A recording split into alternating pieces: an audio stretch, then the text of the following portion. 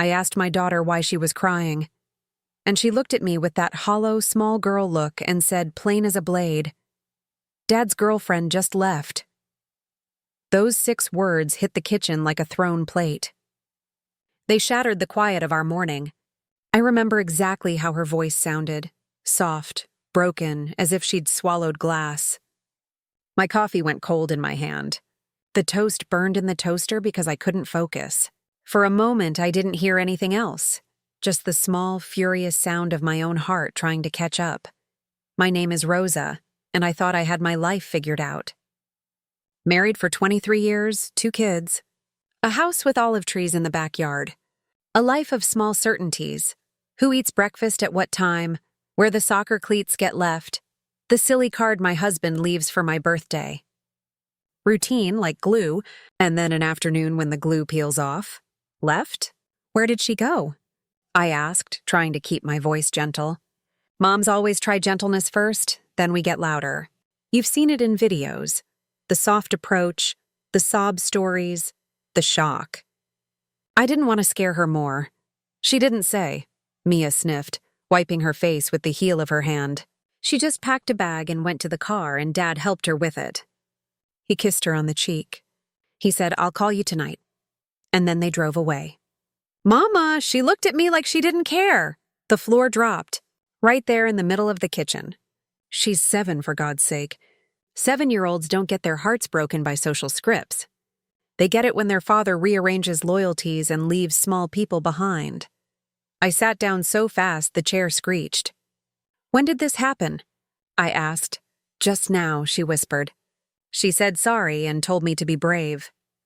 The way she said it, like this was a costume she had to wear, made me see it like a scene in a play, rehearsed and cruel. My hands moved before my brain did.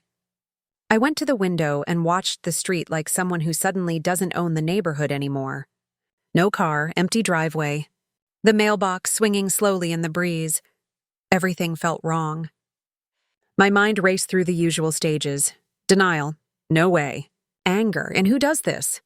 Bargaining, but maybe there's an explanation. Planning. What do I do next? But before I could put the coffee back on, I heard a sound. A soft click from the living room where Mark's laptop usually sat. He was home and careless enough to leave something open. I froze. The little quiet voice in my head said, "Check the laptop. That's how these things start now." Not with confrontations in the street. Not with big dramatic fights. With screens and glowing rectangles and the slow, hungry way secrets spill. I walked to the living room on autopilot, past the photo of our wedding smile and the postcard from the beach. His laptop was there, lid open. The email tab flickered, a draft unsent. My fingers landed on the mouse before I allowed myself to think about consequences. I didn't open private files. I didn't hack passwords. I read the subject line that popped up at the top of the email window. "See you tonight, baby. Miss you." Under it, a draft saved with an attachment. A photo I recognized in a blink. Mia's doll, left on the couch where Mia played. A small hand-knitted sweater draped across the armrest. The angle was the same as ours, the same afternoon light. Someone had been in our house, photographing things, sending messages. That photo was intimate, domestic. It was a claim. My pulse stuttered. The draft's recipient name, a nickname I didn't know. A contact with a heart emoji next to it. The timestamp from the night before. The small print of betrayal. It's funny how your brain works in these minutes. I felt very old and very young at once. Old because I already knew the shape of heartbreak. Young because it was happening for the first time all over again. Rage sat on top of it like a second skin. I closed the laptop and walked back to the kitchen. Mia sat at the table drawing, little crayons scattered like evidence. Her eyes were red but fierce. "Did he say anything about moving out?" she asked quietly, like she had been practicing questions in her head. "No," I said. I lied because I didn't want to give her more things to hold. But inside, the words formed. He did kiss her. He did help her pack. He did drive off. My husband had been steady in 1,000 tiny ways, and in a few small breaths he had decided to rearrange our house. How long has this been happening? I asked, to myself more than to her. Mia shrugged. Kids notice things in fragments. A laugh too loud, a knock on a door, the way a voice slips. She came over every week, she said. She brought me stickers. She said she loved my hair. She told me her name was Lila. But Mama, she told me not to tell you everything. My hands went cold. That little phrase, "Don't tell your mother everything," is the poison we fear. It is the wedge. Mark came in maybe 10 minutes later, searching the kitchen for his keys, his coat. He had the look of a man who hasn't yet learned that routine is a lie you can no longer live with. He kissed the top of my head in that automatic way he always did, kissed Mia's cheek like a father and asked, "Everything okay?" My voice wanted to turn on him then. It wanted to say the thing a million angry wives have said in a million memes. Who the hell does she think she is? Who do you think you are? Instead, I kept it calm, controlled. I asked him about his day. He said the usual. Nothing about Lila, nothing about bags in the car, nothing about a kiss on the cheek.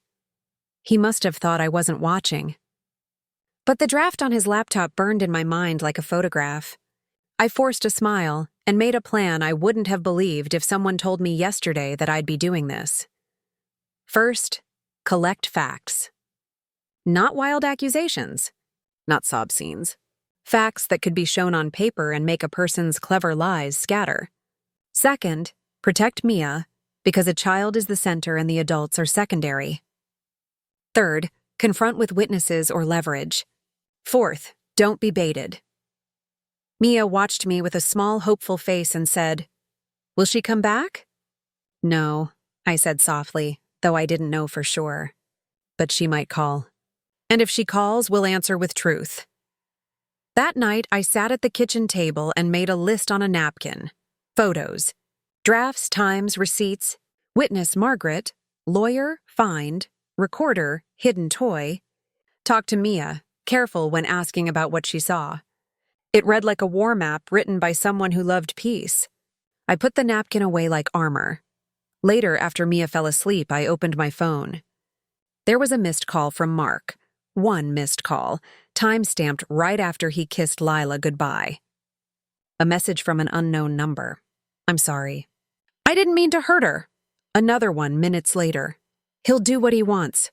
Don't be in the way." I pressed my thumb against the screen until my finger tingled, feeling for a sign of truth. The house was quiet.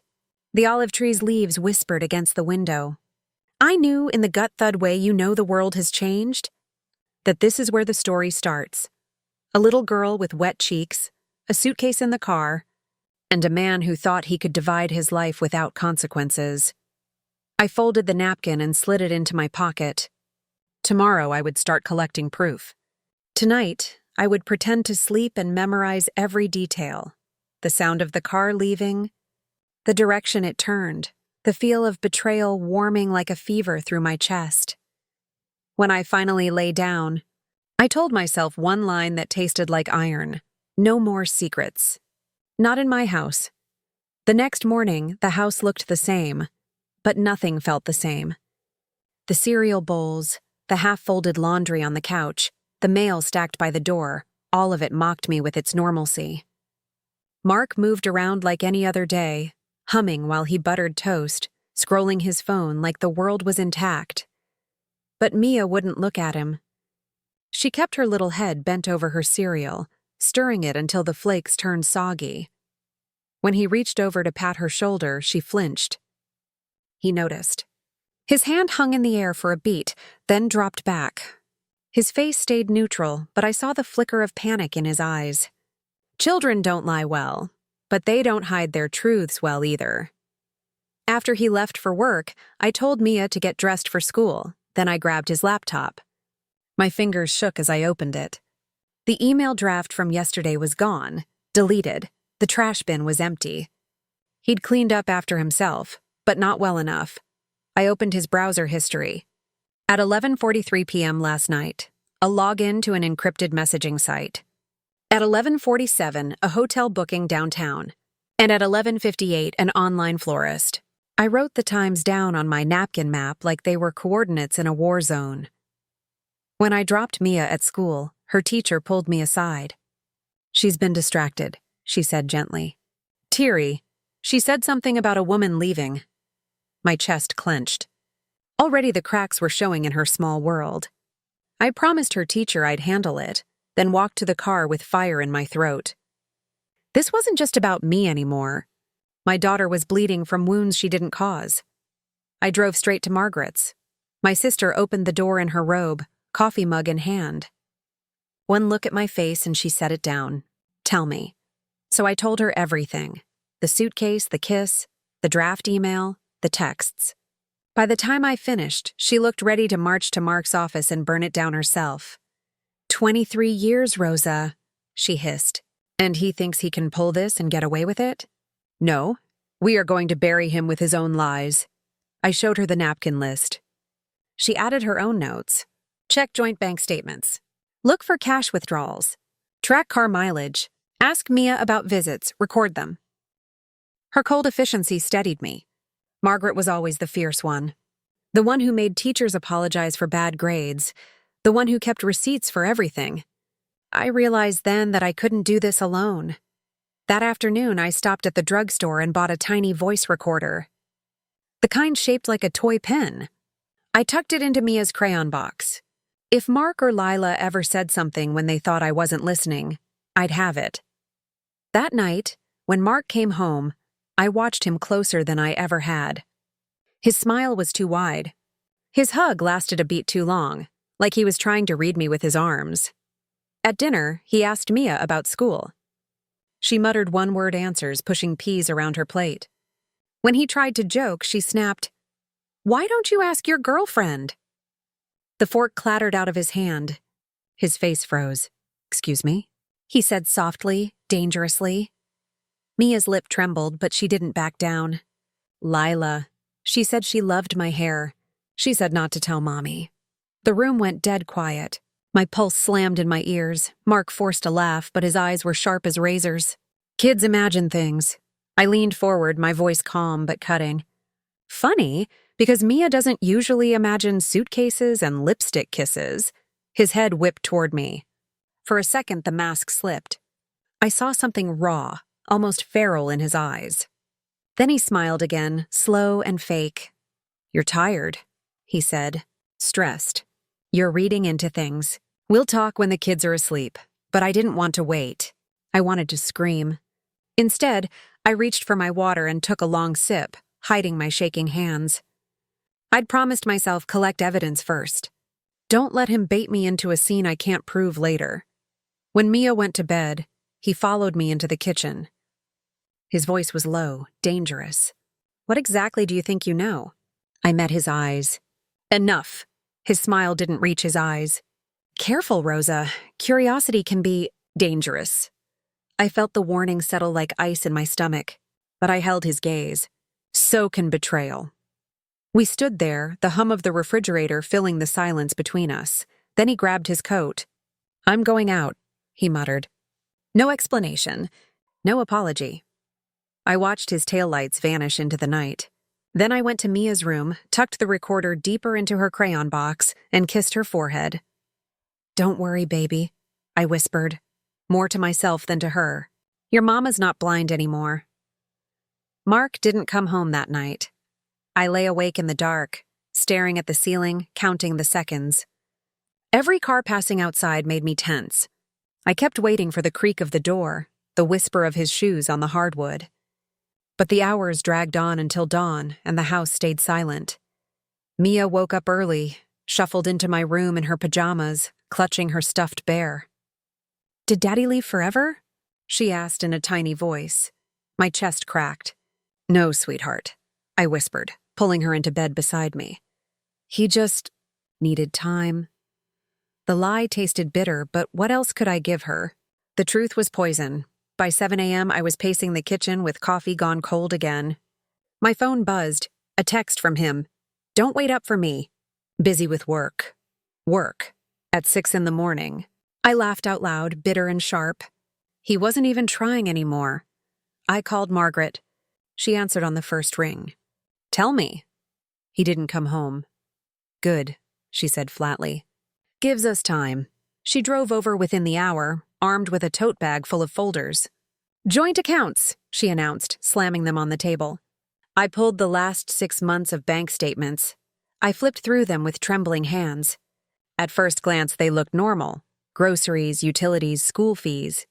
But then Margaret pointed to the red circles she'd made, a series of $400 withdrawals every Friday. Hotel charges downtown, always billed under different names. A jewelry store transaction 2 weeks before my birthday. But I never got jewelry. My throat burned. "He's been bleeding us dry." Margaret's eyes narrowed. "And hiding it under routine. Classic." Mia wandered in with her crayon box, plopping down at the table to draw. I gave her a tired smile, but inside my mind was on the recorder tucked between her markers. One careless sentence, one slip, and I'd have his voice on tape. That afternoon, after dropping Mia at school, Margaret and I drove to the downtown hotel from the statements. At the front desk, the clerk hesitated when we asked about reservations under Mark's name. But when Margaret flashed her no-nonsense glare, the clerk cracked. "Yes," she said quietly. "Mr. Walker has a suite on retainer. Room 614, my heart slammed. He wasn't just visiting. He had a place. A whole other life carved out behind my back." Margaret grabbed my arm before I could storm upstairs. "Not now," she hissed. "We need proof, not a screaming match in a hallway." She was right. So we left, but not before I memorized the room number, 614.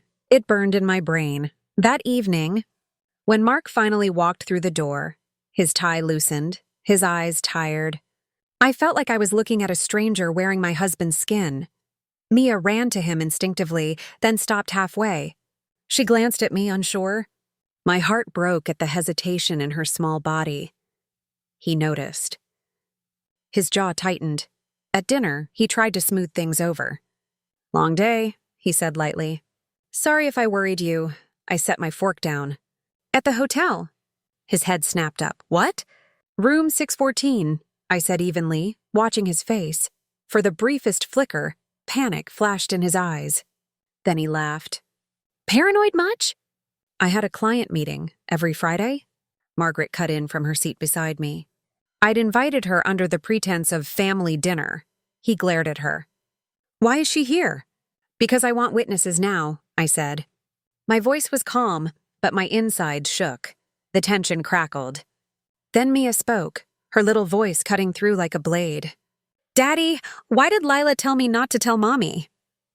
The room froze, Mark's face drained. He looked at me, then at Margaret, then back at Mia. His mouth opened, but no words came out. I reached under the table, pressing the recorder button hidden in my pocket. My voice was ice. "Answer her, Mark." His mask shattered. The smooth lies, the practiced calm, gone. His fists clenched, his voice low and dangerous. "You don't understand what you're playing with, Rosa," Mia whimpered. Margaret stood, placing a protective hand on her shoulder. "Don't you dare talk to her like that." For a moment I thought he'd explode, flip the table, scream, confess. Instead, he grabbed his coat, his movements jerky. "I won't be interrogated in my own house." He stormed out, the door slamming hard enough to rattle the frames on the wall. The silence that followed was thick and suffocating. Mia crawled into my lap, her little body shaking. "Mommy, is he leaving us?" I kissed her hair, blinking back tears. "No, baby. He's leaving himself." Margaret met my eyes over Mia's head. Her voice was low, grim. "We've got enough now." He slipped. "It's time to go further." I knew what she meant. Lawyers, police, the kind of steps you don't come back from. I held Mia tight and whispered to myself, "One more piece of proof. Then I'll burn his whole double life down." We decided to move fast. Margaret's eyes were like a blade as she paced the living room. "We can't just sit and wait," she said. "You want proof? We get it tonight. You want him gone? We make sure he can't come back." Her plan was precise and merciless, the way she'd always been when someone crossed a line with family. I took a breath and let myself be the person she needed me to be. Quiet, careful, and cold. "We'll go to the hotel," I said. "We'll get whatever we can without tipping him off. Photos, receipts, anything that links him to Lila. If they've been using that suite weekly, there will be a trail. Anna? Lila? The name still felt like foreign coins in my mouth. Lila, delicate, sticky with perfumed cruelty. I imagined her there, making a show of being sweet to my daughter while the rest of us were erased.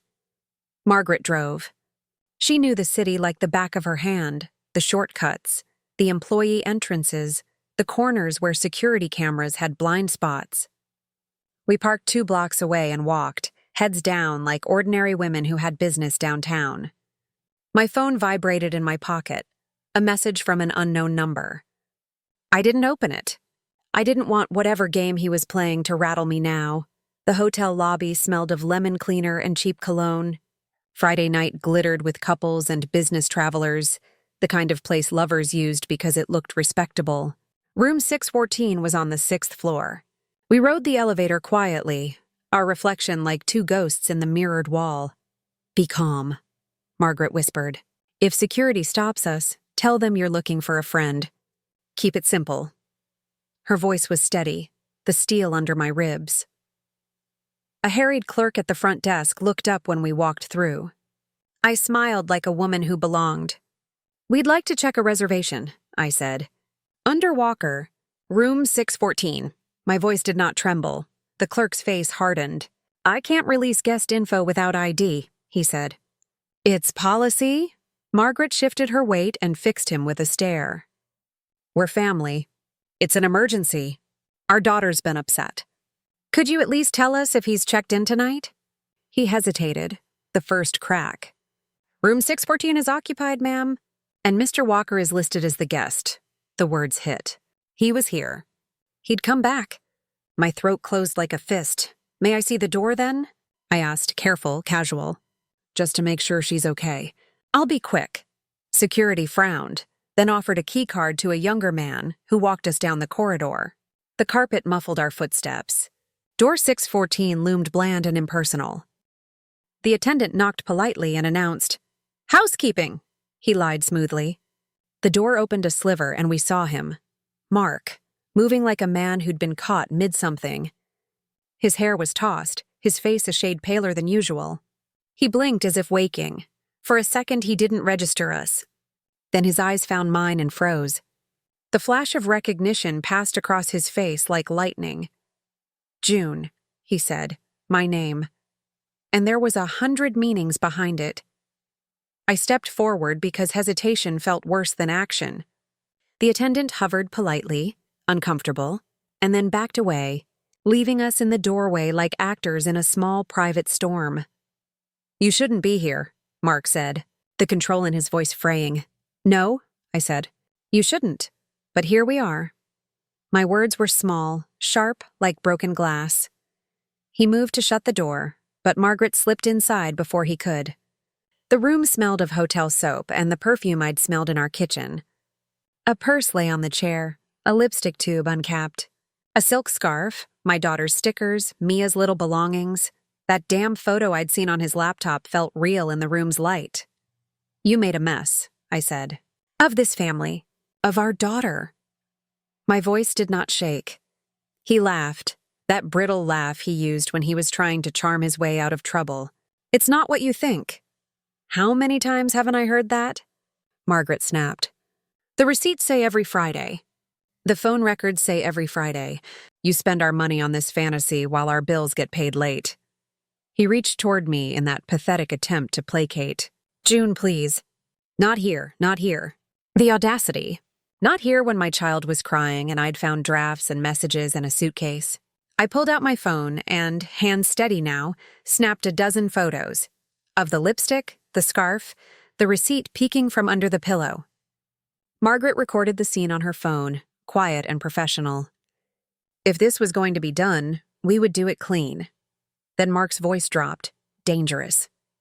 "If you take those pictures, you threatened me," I said, cutting him off. "You told me curiosity is dangerous. So here's my curiosity. I want all the evidence. I want to know how many Friday nights. I want names, bank accounts, the whole thing." He flushed. For a moment, I saw a man who'd tried to live by half-truths and almost gotten away with them. But greed and selfishness have a way of widening cracks. "Get out," he said louder, but it was a bluff. Guests in the corridor craned their necks, whispering. A man with a suitcase glanced over, then put his headphones back in. Public eyes make liars smaller. Margaret closed the distance between us.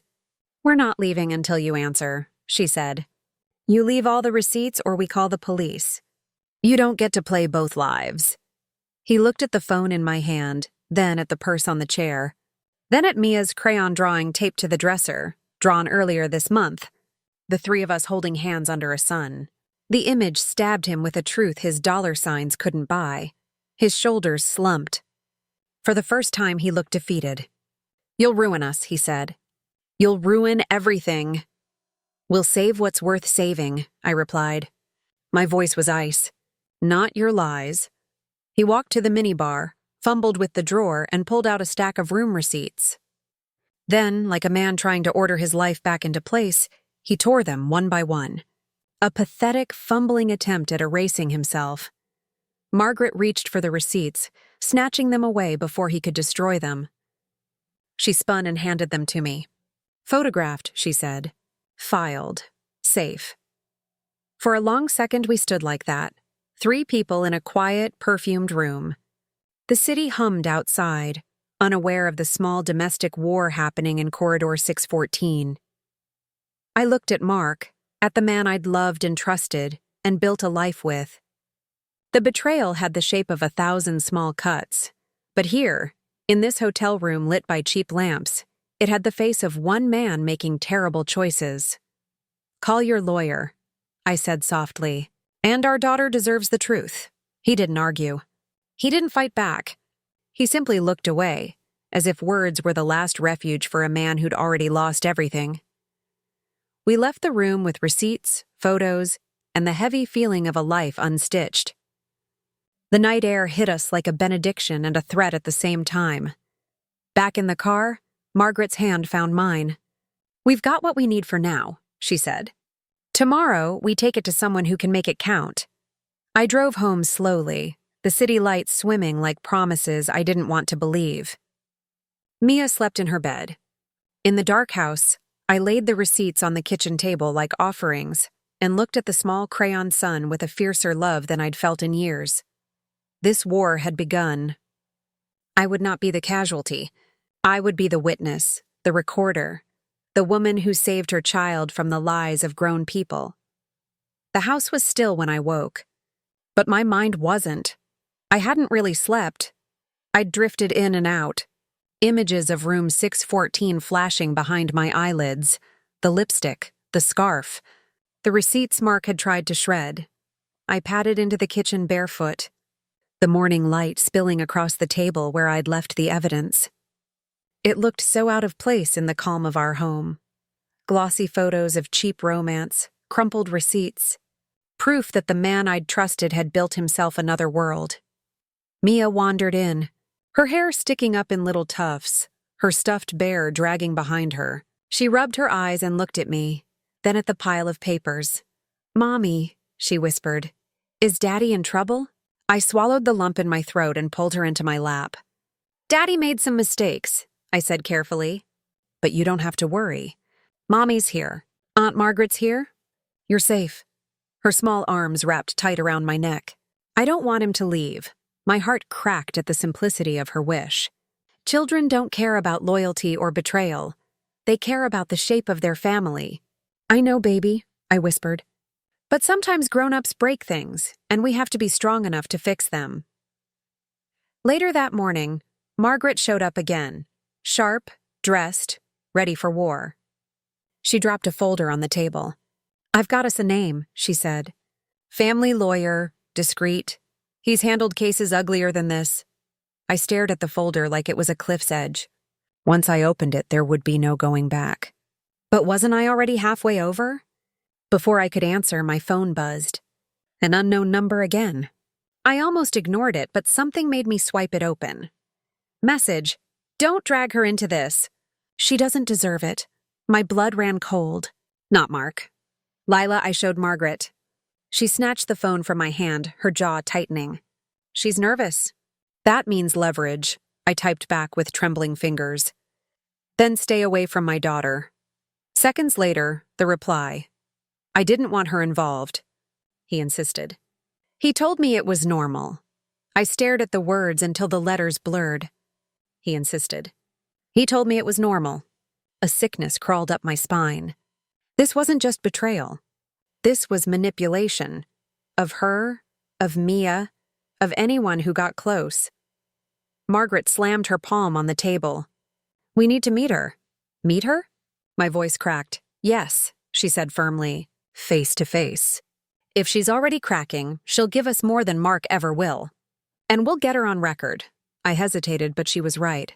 So I typed, if you're serious, meet me today. Neutral place. No Mark. The reply came fast. There's a cafe on 5th and Oak. 2 o'clock. I'll be alone. By the time 2 o'clock rolled around, I was shaking. Margaret came with me, of course, her phone ready to record.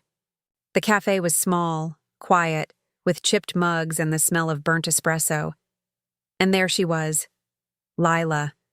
Younger than me, beautiful in that polished, untouchable way. But her face wasn't smug, not today. Today she looked hollow. Her eyes darted to the door like she expected him to walk in any second. You came, she whispered when I sat down. I folded my hands on the table. Tell me why. She exhaled shakily, pulling a strand of hair behind her ear. Because I didn't sign up for this. I thought I was special. I thought he loved me. But it was all control. He told me what to wear, what to say, when to leave. And your daughter? Her voice cracked. He brought her into it like it was nothing. I clenched my jaw. Do you have proof? She nodded, reaching into her bag. She pulled out a phone. Not her regular one, but a cheap prepaid. She slid it across the table. I kept everything. Messages, photos, recordings. I thought maybe I was crazy, but now... She looked at me with tears shining in her eyes. Now I know he does this to everyone. Margaret's eyes gleamed. She snatched up the phone and checked it. Sure enough, there were messages. Mark making promises, Mark threatening, Mark weaving the same lies in different words. This is it, Margaret muttered. This buries him. Lila leaned forward, her voice urgent. You don't understand. He won't stop. If he knows I talked to you, he'll come after me. He has people. I shook my head, my voice low. Then we don't give him the chance. For a moment, the three of us sat there, the wife, the mistress, the sister, united by betrayal. Then Margaret's phone buzzed. She glanced at it and her face went pale. She turned the screen toward me, a text. From Mark. I know where you are. Don't move. The words glowed on Margaret's screen like a death sentence. I know where you are. Don't move. My stomach dropped.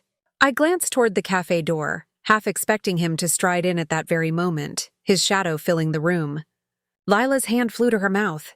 He's watching us, she whispered. Margaret's jaw tightened. Stay calm. Don't give him the power. But my pulse thundered.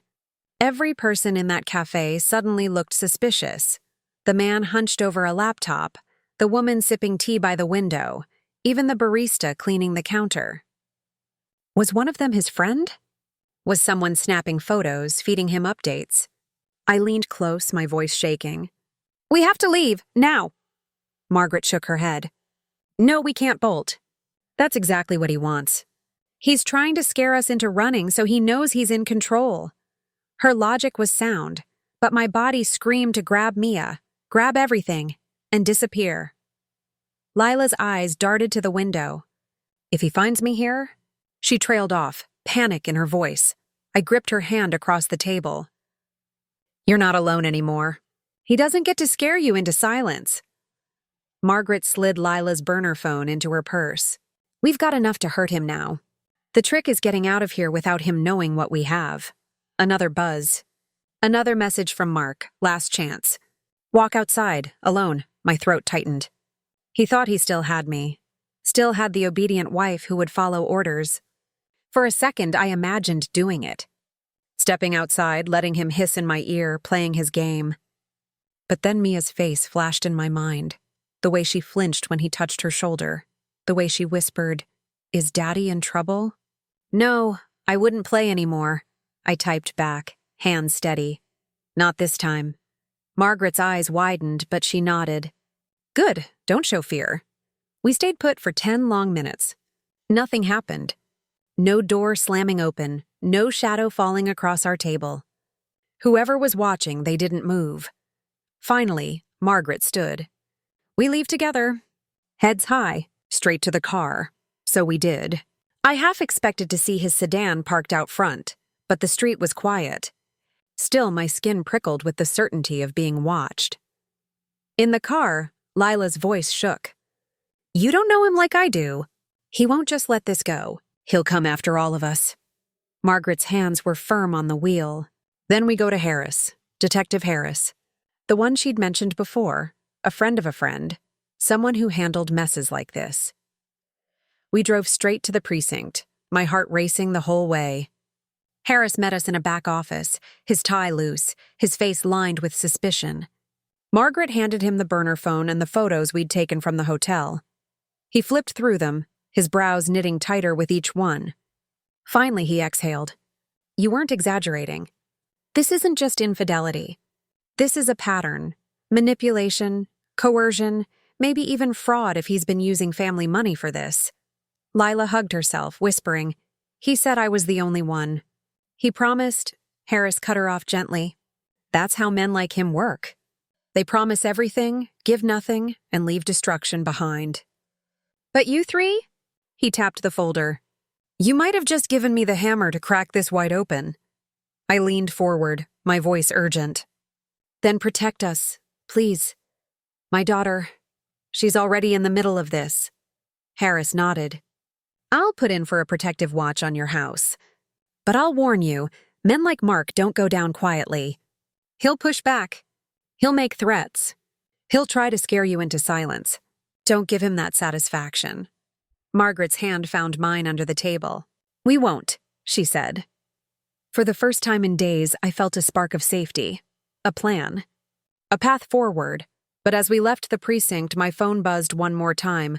This time, no words. Just a photo. Mia, sitting on the school playground, alone. My knees buckled. My vision tunneled. He wasn't bluffing anymore. The photo seared into my eyes, Mia on the swing set, her little legs dangling, unaware. My hands shook so violently I almost dropped the phone. He's watching her, I gasped, thrusting the screen toward Margaret. Her face went white. That son of a... She caught herself, glancing at Lila in the back seat. But her fury was volcanic. We're not going home. Straight to the school. Now. The drive felt endless. Every red light was an enemy. I kept checking the sidewalks, the cars parked along the curb, certain I'd see his sedan or that shadowed figure from the storage unit. When we pulled up to the schoolyard, my breath caught. Mia was still there. Laughing now, chasing a classmate, blissfully oblivious to the storm brewing around her. Relief hit me hard, followed immediately by terror. Whoever took that photo could still be near. We rushed inside. I demanded the principal's office, my voice breaking, half screams tearing out before I could control them. Within minutes, Harris arrived, his badge swinging, his presence commanding. He looked at the photo, his jaw tightening. This isn't just intimidation anymore, he said. This is stalking. He's escalating. I gripped his arm, desperation pouring out of me. You have to keep her safe. He'll use her to get to me, please. Harris nodded. I'll station a patrol car outside your house and the school. He won't get near her without us knowing. But even as he said it, I saw the doubt flicker in his eyes. Men like Mark didn't play by the rules. They didn't wait politely at the edges of the law. That evening, back at Margaret's house, the three of us sat at the kitchen table. Me, Margaret, Lila. We looked like survivors huddled after a storm. The evidence spread out between us. The binder, the burner phone, the receipts, the threats. Lila broke the silence first. He's not going to stop. Not until he thinks he's won. Margaret leaned forward, her voice hard. Then we make sure he never wins again. I stared down at the photo of Mia, my chest tightening. The truth was sharp and undeniable. I wasn't just fighting for a marriage anymore. I was fighting for my daughter's future. I want him gone, I said. The words tasted like iron. Not just out of my house. Out of our lives, permanently, Margaret nodded slowly. Then we do this the smart way. We keep feeding Harris what he needs. Every threat. Every message. Every receipt. We make the case airtight. Lila's eyes shimmered with unshed tears. And what if he comes after us before then? I met her gaze. Then we'll be ready. It was past midnight when I finally lay down in the guest room. The house was quiet, but my nerves weren't. My phone buzzed again on the nightstand. I reached for it, half afraid. Half furious. Another message. She looks just like you when she cries. My hand clamped over my mouth to stop the scream, because I knew exactly what it meant. He wasn't just threatening anymore. He was watching. Somewhere out there, hidden in the dark, Mark was close enough to see my daughter's tears. I didn't sleep at all. That last message, she looks just like you when she cries, looped in my head like a nightmare I couldn't shut off. By dawn, I was pacing Margaret's living room, phone clutched in my hand, waiting for another buzz, another taunt. But nothing came. Silence, the kind that feels louder than noise. When Mia patted in, still in her pajamas, rubbing her eyes, I forced a smile. "Pancakes?" I asked too brightly. She nodded sleepily, unaware that her father had just weaponized her tears against me. Margaret watched me from the stove, flipping pancakes with steady hands. Her eyes said what her mouth didn't.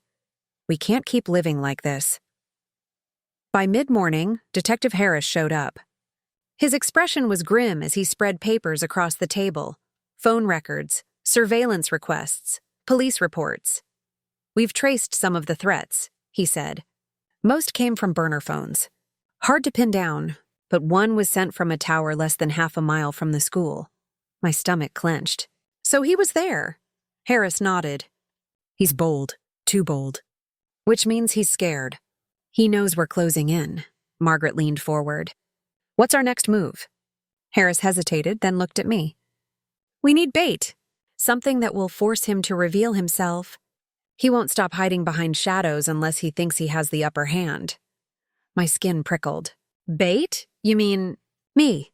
His silence was confirmation enough. Margaret exploded. "Absolutely not. You want her to dangle herself in front of that lunatic?" Harris held up a hand. "Not alone. With surveillance. Controlled. But if we can catch him making threats face to face, it strengthens the case tenfold." I looked down at Mia, coloring quietly at the end of the table. Her little brow furrowed in concentration, blissfully unaware. I thought of her future, one where she never had to wonder if her father was watching her from the shadows. "I'll do it," I said, my voice steadier than I felt. Margaret slammed the spatula down. "Rosa?" "No," I cut her off. "He already thinks he owns me. He thinks I'll always bend. That's how he's kept me silent this long. If I don't face him now, he'll never stop." Harris nodded, pulling out a small recording device. "Tomorrow. You agree to meet him. Somewhere public. Somewhere we control. We'll be in position. The moment he threatens you, we'll have him." My hands shook as I took the device. "Tomorrow," I repeated, as if saying it out loud could make it real. That night, after Mia was asleep, I sat with Lila in the dim kitchen. She looked pale, haunted, her hands wrapped around a mug of tea she hadn't touched. "He'll try to charm you," she whispered. "He'll make promises. He'll act like he's the victim. Don't believe a word." "I've heard it all." I met her eyes. "I won't." She leaned closer, her voice trembling. "He once told me, if I ever betrayed him, he'd make sure no one believed me. That I'd be the crazy one." My blood chilled. That's exactly what he wants me to feel. We sat in silence, the weight of his lies pressing down on both of us. For the first time, I didn't see her as the enemy. She was another casualty of his war. The next morning, Harris texted me a time and place. Noon, the Riverside Cafe. Public busy, plenty of exits. He and his team would be there, hidden in plain sight. I spent the morning like it was a ritual, brushing Mia's hair, packing her lunch, kissing her cheek 3 times instead of 2. Just in case. At 11:45, I stood outside the cafe, heart hammering. My phone buzzed. A message from Mark. "I see you." I looked up, scanning the crowd. Then I saw him, leaning against a lamppost, casual as ever, as if we were just husband and wife meeting for coffee. But his smile didn't reach his eyes, and I knew with bone-deep certainty that whatever happened in the next few minutes would change everything. Mark pushed off the lamppost and strolled toward me like he had all the time in the world. His shirt was pressed, his hair neatly combed, but there was something feral in his eyes, like a man who had already decided how this meeting would end. "June," he said smoothly, his voice dripping with false charm. "You look beautiful." I didn't answer. My recorder was on, tucked inside my purse, every second ticking into evidence. He gestured toward a table outside the cafe. "Sit with me. Let's talk like adults." I sat, keeping my back straight, my hands folded in my lap to stop them from trembling. All around us, people moved, sipping lattes, scrolling phones, laughing in groups. None of them knew they were extras in the most dangerous scene of my life. Mark leaned forward, lowering his voice.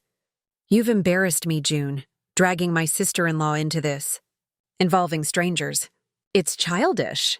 I forced myself to meet his gaze. "You involved strangers first. Lila, Mia, the people you paid off."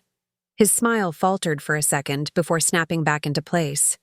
"You don't understand how fragile this balance is. You've always been the glue. Don't break what we built." "What we built?" My voice cracked. "You mean the marriage you hollowed out and replaced with hotel rooms?" His jaw tightened. "Careful." I leaned closer, my whisper sharp as a blade. "Or what? You'll send me another picture of our daughter crying?" That did it. His mask slipped and the venom poured out. "If you keep pushing me, June, you'll regret it. You think Harris can protect you? He's just a cop with a file. I have people. I can make you vanish and no one will ask questions." My heart slammed, but I kept my face calm. The recorder was catching every word. "You're threatening me," I said softly. "Here, in public," he smirked. "Who's going to believe you? You're hysterical. You're bitter. I'll tell them you imagined everything." I tilted my purse slightly, letting the recorder catch my steady reply. "No, they'll believe this." For the first time, uncertainty flickered in his eyes. He realized. He knew. His hand darted across the table, clamping onto my wrist. Pain shot up my arm, but I didn't flinch. "You're mine," he hissed. "And if you try to take Mia from me, I'll—" "Let her go." The voice came from behind. Detective Harris, stepping out of the cafe doorway, 2 officers flanking him. Their badges flashed in the sunlight. The air shifted, the bystanders noticing, the atmosphere tightening. Mark's grip loosened, but he didn't release me. His eyes darted, calculating exits, measuring risks. "Let her go." Harris's voice cut like steel. For one heartbeat, I thought Mark would fight, that he'd flip the table, run, do something reckless. But instead, he slowly unclenched his fingers and leaned back in his chair, a cold smile spreading across his face. "You think this is over?" he sneered. "You don't know who you're up against." Harris stepped closer, pulling a small device from his pocket. He held it up. "My recorder." "Actually, I do." Mark's face went pale. The officers moved in, their hands firm on his shoulders, snapping cold metal cuffs around his wrists. Gasps rippled through the cafe. For the first time in months, I exhaled fully. Mark was hauled to his feet, cursing, his voice ugly and desperate. "June, you'll regret this." "Both of you." His eyes found mine, then darted to Harris, to the crowd, back to me. "This isn't the end." The officers dragged him toward the waiting squad car, his words growing fainter with distance. My whole body trembled, but Margaret's voice echoed in my head. Facts, not scenes. Proof, not panic, and now I had it. Recorded threats, witnesses, a public arrest. But as Harris placed a steadying hand on my shoulder, I saw Lila across the street, half hidden in the crowd. Her face was pale, her eyes wide. She wasn't smiling, because even as Mark was shoved into the car, she was staring at something behind me. I turned. my stomach lurching.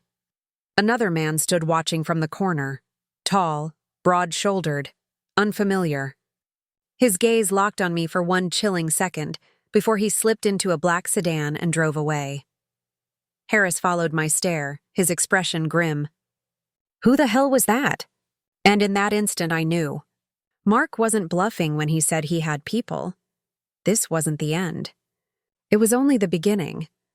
The cafe's noise faded to a low hum as the squad car carrying Mark turned the corner. For a heartbeat I thought it was over. But then my eyes snapped back to the black sedan that had been idling nearby. The man inside hadn't been a bystander. He'd been staring at me with the same predatory stillness Mark used when he thought no one was watching.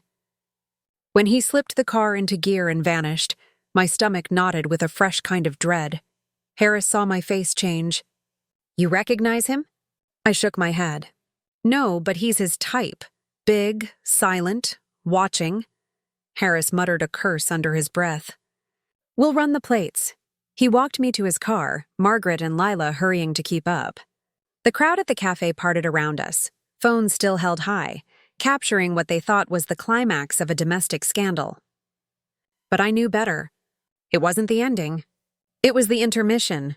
Inside Harris's unmarked sedan, the tension was suffocating. Margaret held my hand, her thumb rubbing circles against my knuckles. Lila sat stiffly in the back, her eyes darting to every passing car. Harris started the engine but didn't pull away immediately. Here's what's going to happen, he said quietly. Mark's being booked right now. With the recordings, the threats, and the witnesses, we've got him on stalking, harassment, and intimidation. That'll stick, but he'll get bail, Margaret cut in. Harris nodded grimly. Probably. He's never been charged before. A judge will see a family man with a domestic dispute. That buys him time, and men like him use time as a weapon. I stared at my hands, my voice flat. He sent someone to watch Mia. That's why we're going straight to protective custody for you and your daughter tonight, Harris said. We'll get a safe house, unlisted.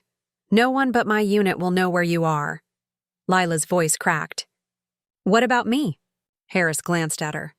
If you're willing to testify, we'll protect you too. But you have to decide fast. She swallowed hard, then nodded. I'm in. I exhaled slowly, trying to steady my heartbeat. A week ago, I'd been a wife worrying about my husband's late nights. Now, I was a witness in a criminal case, packing my child off to a safe house, hunted by strangers whose names I didn't even know. Margaret squeezed my hand. You're doing the right thing. He doesn't get to win. I wanted to believe her, but as Harris pulled away from the curb, I caught a flash of black in the rearview mirror. A car, same shape as the sedan. Following at a distance, my throat tightened. He's already found us. Harris's jaw clenched. Let him follow. We'll see how brave he is when backup rolls in. He reached for his radio, muttering codes. Seconds later, a patrol car swung in behind the black sedan. The tail car slowed, then turned sharply down a side street, vanishing from view. Harris gave me a brief, hard look. You see? They're watching, but they're not untouchable. I stared out the window as the city blurred past. All I could think of was Mia, her small hand in mine, and the way Mark's voice had hissed across the table. You'll regret this. This wasn't about marriage anymore. It wasn't even about revenge. It was survival. And as Harris drove us toward the unknown safe house, I realized something bone deep. Mark might be locked up tonight, but the men he'd built his shadow life with were still out there, and they had just shifted their focus to me. The safe house was nothing like I expected. It wasn't some bunker or metal-doored panic room. It was a modest 2-story house tucked at the edge of a quiet neighborhood, its shutters closed, its driveway empty. Harris guided us in through a side entrance while 2 plainclothes officers scanned the street. Inside, the air smelled faintly of fresh paint. There was a living room with 2 couches, a kitchen stocked with canned goods, and a small bedroom where Mia could sleep. Everything was neat, impersonal, designed to blend in. Mia padded inside holding her stuffed bear, her eyes wide. Is this a hotel? She asked softly. I crouched down to her level. It's like a sleepover house. I said gently. We're just staying here for a little while, her brow furrowed. Until Daddy's not mad anymore? The question cracked something in me. Until we're safe, I whispered, hugging her tight. Harris walked us through the rules. Curtains stay closed. Lights low at night. No posting, no calls from your regular phones. This landline, he pointed to an old corded phone on the counter, is secure. You call me only. If anything seems off, you call immediately. Margaret listened intently, her arms crossed. Lila stood near the window, pale, chewing her lip. The three of us looked like a makeshift army, united by betrayal and fear. After Harris left, the house went silent except for the sound of Mia humming to herself as she unpacked crayons on the coffee table. Margaret came into the kitchen where I was making tea. You okay? She asked. I let out a laugh that was more like a sigh. Define okay, she gave me a tired smile. He's in a cell tonight. That's something? It's not enough, I said, staring at the kettle. Even locked up, he's still reaching for us. Lila's voice floated in from the living room. He'll get out. He always does. I turned, leaning on the counter. Why are you still here, Lila? She met my eyes, her expression raw. Because I'm done being his secret. I'm tired of being afraid. If I have to burn with him to end this, I will. Her words startled me. For a moment, the tension between us, the wife and the mistress, melted into something like solidarity. Night fell. We drew the curtains, turned off the lights. The safe house creaked softly like an old ship. Mia fell asleep, curled next to me, her tiny hand clutching my shirt. Margaret sat up in the armchair with a mug, keeping watch. It was past midnight when the phone rang. We all froze. The secure landline. The one only Harris should have. Margaret snatched it up first. Hello? Her face drained. She handed me the phone without a word. I pressed it to my ear. Hello? A low voice crackled on the other end. Not Harris. Not Mark. Someone else. You think walls will keep you safe? The voice said softly. He has friends in places you don't even know exist. My stomach flipped. Who is this? Silence. Then a faint chuckle. Tell the little girl to wave at the window. The line went dead. My blood iced over. I bolted to the window, yanking the curtain aside. Across the street, in the shadows between two houses, a small red light blinked. A laser dot, a camera lens. Watching. Margaret cursed under her breath, grabbing her phone. Lila backed away from the window, her face white as chalk. I slammed the curtain shut and whispered, They've already found us. The room spun around me as I yanked Mia into my arms, clutching her tight. She stirred, half asleep, murmuring, Mommy? I kissed her hair, whispering, Shh, baby, go back to sleep. Margaret was already on the phone with Harris. They've made us, she snapped. Camera across the street. Someone called the landline. Her voice was clipped, urgent. Get a unit here now. Lila stood frozen near the wall, pale as paper, her hands shaking. He said he had people everywhere. He wasn't lying. I forced myself to breathe, to think past the terror rattling my chest. We can't just wait here. We're sitting ducks. Margaret shot me a look. We're not moving until Harris says so. Running blind is worse. 5 agonizing minutes later, headlights swept across the blinds. My heart seized until I saw the flash of a badge through the peephole, 2 uniformed officers, Harris behind them. We let them in fast. He didn't waste time. You're compromised. Pack what you need. 5 minutes. Where will we go? I asked, my voice breaking. A different safe house. More secure. You'll be under direct surveillance this time. His gaze hardened. Whoever tipped them knows my playbook. Which means they've got inside information. The idea hit like a hammer. Someone in the department? We scrambled, tossing clothes, papers, Mia's stuffed bear into bags. Harris and his team kept scanning the windows, weapons drawn, every creak in the house making us flinch. As we hurried to the cars, the night felt alive with unseen eyes. My skin prickled, convinced a scope was trained on us, that a shadow would peel off the street and snatch Mia from my arms. But we made it. 2 squad cars bracketed us, lights flashing, sirens cutting through the darkness as we sped away. The new safe house was different, smaller, fortified, no windows facing the street. Harris himself stayed with us, phone glued to his ear as he coordinated the transfer of evidence.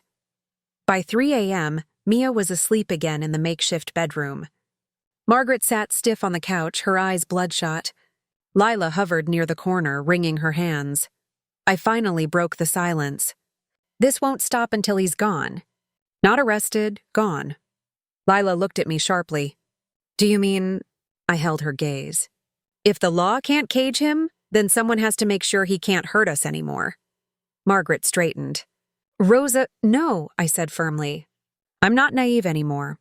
You heard that call? They're in the walls, in the shadows. He'll always have someone pulling strings. Do we really think a judge and bail will fix this? Harris walked back in just then, his face carved with exhaustion. You're right, he said quietly. This doesn't end with a courtroom. His words stunned me. Margaret frowned. What are you saying? Harris looked at each of us in turn, me, Margaret, Lila, and lowered his voice. I'm saying if you want to be rid of him, truly rid of him, there's a way. But once you step over that line, there's no going back. The air in the room shifted. Heavy, electric. For the first time, someone was offering exactly what my heart had been whispering in the dark. An end.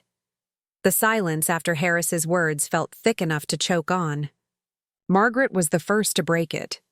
You can't mean what I think you mean, she said sharply. Harris didn't flinch. I'm saying there are cases where the system fails, where men like Mark use money, influence, intimidation, and they walk free. And I've seen families destroyed because they trusted the process to save them. Lila's hands trembled as she twisted them together. So, what? You're suggesting we kill him? The word hung in the air like poison. Harris's jaw tightened. I'm saying I can look the other way. If he were to vanish, if something happened in custody, if he never made it to trial, well, sometimes paperwork gets lost. Sometimes people slip through cracks. Margaret stood, her face flushed. This is insane. We can't become like him. Rosa, tell him we're not even considering this. But my mind was spinning, faster than my voice could catch up. Every memory of Mia crying, every threat, every shadow outside the window, all of it pointed in one direction. What if he gets out? I asked softly. What if he takes her? What if next time it's not just pictures or threats? Margaret grabbed my shoulders. Listen to yourself. You're talking about murder. I shook my head. I'm talking about survival. Lila's voice cracked. He said once, if he ever went down, he'd make sure he took me with him, that he'd burn everything. I believe him. She looked at me with desperate eyes. If there's a way to stop him for good, maybe we have to.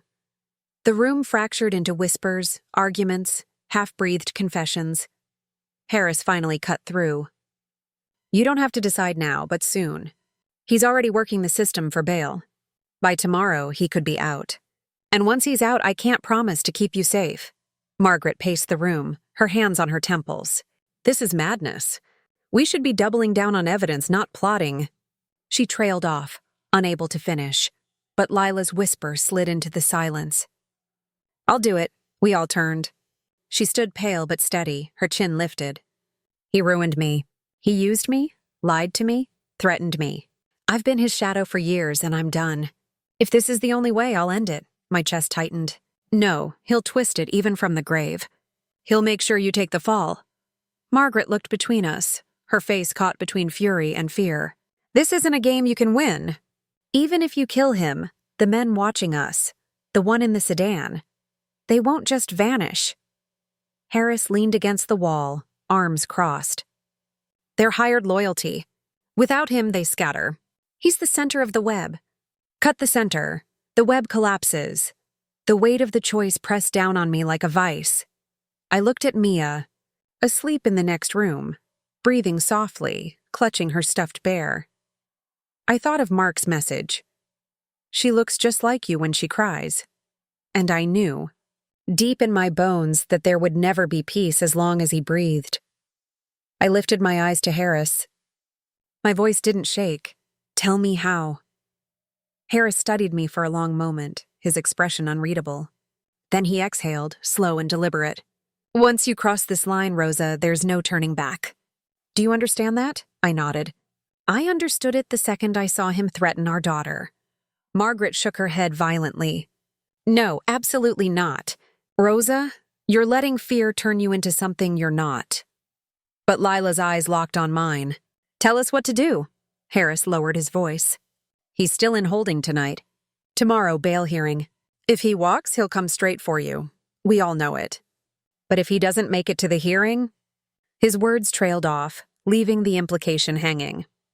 Margaret gripped my arm. You're not a killer, Rosa. This is Harris trying to plant something in your head. He's supposed to uphold the law, not twist it. Harris's gaze was steady. I've seen the law fail too many women like you. He'll charm the judge, call it marital discord, get a slap on the wrist, and then the threats will turn to action. My throat tightened. So how? Harris leaned closer. Hospital run. Detainees sometimes claim chest pains, panic attacks. If it happens, they move him under lighter security. That's the window? A staged accident, overdose, heart failure. No one asks questions when a stressed-out husband keels over in custody. Margaret recoiled. You're out of your mind, but I could see it. The possibility, the end of the long nightmare. Lila whispered, almost to herself. Poetic. The man who thought he controlled everything undone by his own heart. Margaret turned on her. And you? You think you'll sleep better after helping kill him? Lila's jaw trembled. I haven't slept in years. The argument spiraled, voices rising, until Mia stirred in the bedroom. I rushed in, kneeling beside her tiny form, stroking her hair until she sighed back into dreams. In the doorway, Harris's voice carried low and firm. You can't fight monsters by playing fair. You want her safe? Decide. I sat on the edge of the bed, watching Mia's small chest rise and fall. My heart ached with love so fierce it felt like breaking. Then I walked back into the living room, my voice flat, final.